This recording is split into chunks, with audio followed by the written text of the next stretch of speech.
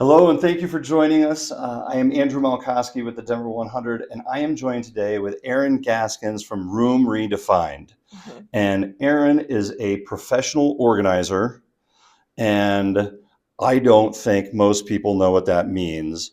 Please tell us about what you do, what your business does to help some of us that need a little organizational help. Absolutely.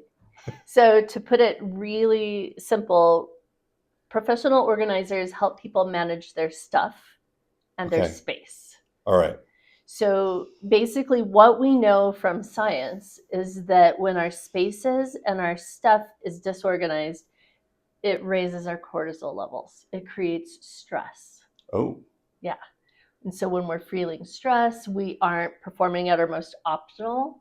We might lose sleep, our health can be affected, our productivity can be affected, all of these things. I had no So idea it was that profound. it's actually it's people have a physical response when their environment is not at its optimal state. Interesting. Typically people don't understand that this is a legitimate thing. And when they contact me, they're like, my space is driving me crazy.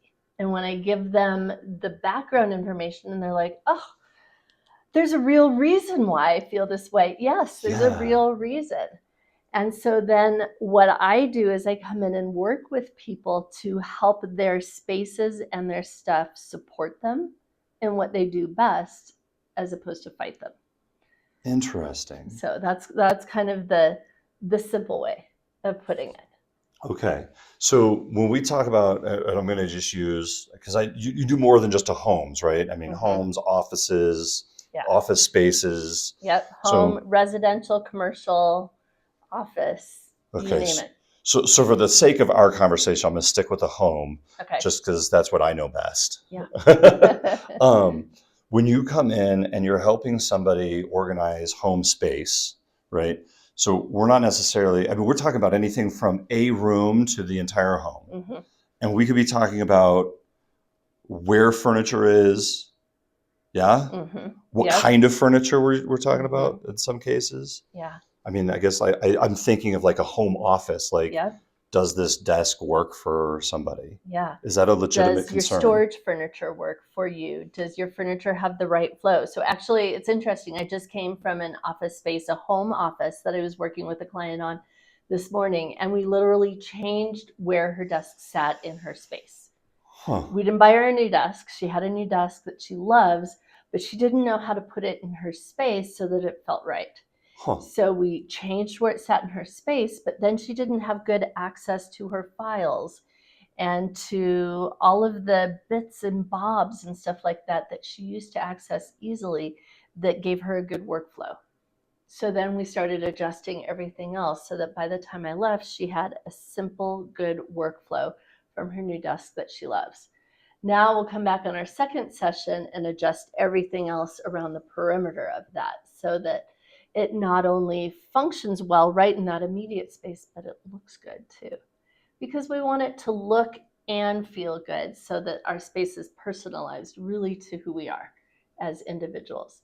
Huh. So that's something that kind of sets us aside from other organizational companies is we really like to look at not just where we're putting things in bins, but how are we making the whole space look and feel for the individual. So I call what I do relationship-based organizing. I really want to get to know and understand each individual and their unique needs and their unique taste and their unique goals for their space. So by the time we leave, they're like, this really feels like me. And that can be at a single room level. We can be doing just their kitchen or their laundry room or their closet or their office, or it can be their whole home because you might start delving into a particular room and realize that actually that room is impacted by systems within their home. Oh. So for example, you might take the kitchen and people might say, oh my gosh, my kitchen's making me crazy. Okay, great. Let's take a look at your kitchen and what's going on there. But then we realize that things are spilling over from the laundry room into the kitchen and the mud room into the kitchen. And maybe I don't know, the dining room into the kitchen or the kitchen into the dining room. So if I only fix what's happening into the kitchen, it's not going to be sustainable because those other spaces are going to continue to impact it. Wow. So the other thing I like to do is really look at what are the systems that impact your spaces and how do we fix things on a system level versus just a let's make your space look pretty and then good luck to you. Oh, So. man.